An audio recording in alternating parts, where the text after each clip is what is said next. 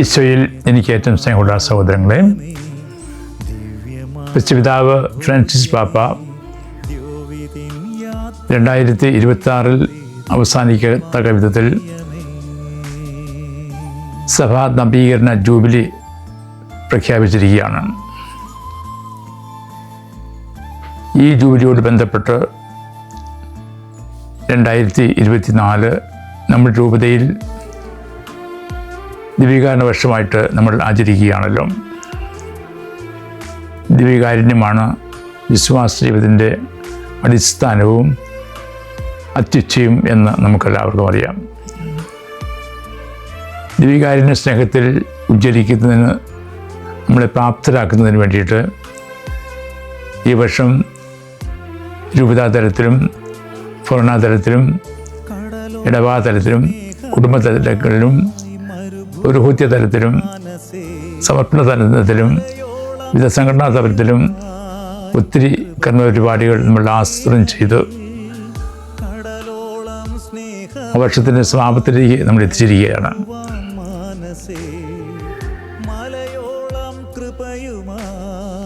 ഈ ജൂബിലി വർഷം അവസാനിക്കുന്നത് ഡിസംബർ 11 തുടങ്ങി നമ്മൾ തോമാപുരത്ത് വെച്ച് നടത്തുന്ന ദിവ്യകാരുണ്യ കോൺഗ്രസിനോട് കൂടിയാണ്. ജൂബിലി വർഷത്തിലെ കർമ്മപരിപാടികൾ അവസാനിച്ച് ദിവ്യകാരുണ്യ ജീവിതം ജീവിക്കുന്നതിന് വേണ്ടി നമ്മൾ തയ്യാറെടുക്കുകയാണ്. പരിപാടികൾക്ക് അർത്ഥമുണ്ടാകണമെങ്കിൽ ആ പരിപാടികൾ അനുസരിച്ച് ജീവിക്കുന്ന ഒരു സമൂഹമായിട്ട് നമ്മൾ മാറണമല്ലോ.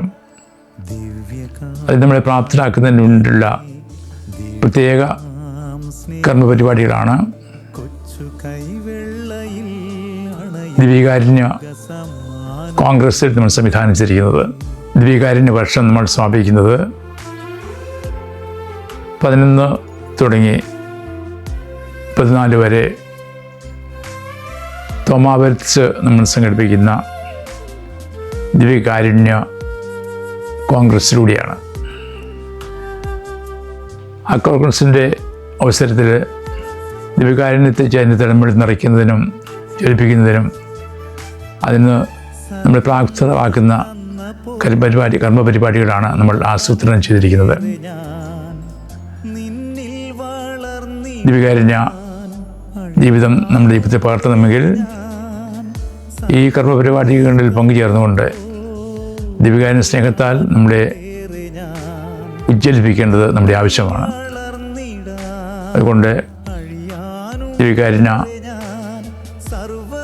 കോൺഗ്രസിൻ്റെ എല്ലാ പരിപാടികളിലും എല്ലാവരും സജീവമായി പങ്കെടുക്കണമെന്നും ദിവ്യകാരുണ്യ ചൈതന്യം കൊണ്ട് നിറയണമെന്നും ദിവ്യകാരുണ്യ ചൈതന്യം ജീവിക്കുന്നവരും ആകുവാനായിട്ട് പരിശ്രമിക്കണമെന്ന് ഒത്തിരി സ്നേഹത്തോടെ ഞാൻ അഭ്യർത്ഥിക്കുന്നു.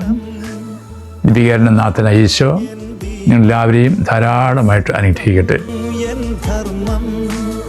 അനവരതം കൃപ ചൊരിയുന്നീശോയ്ക്കാരാധന.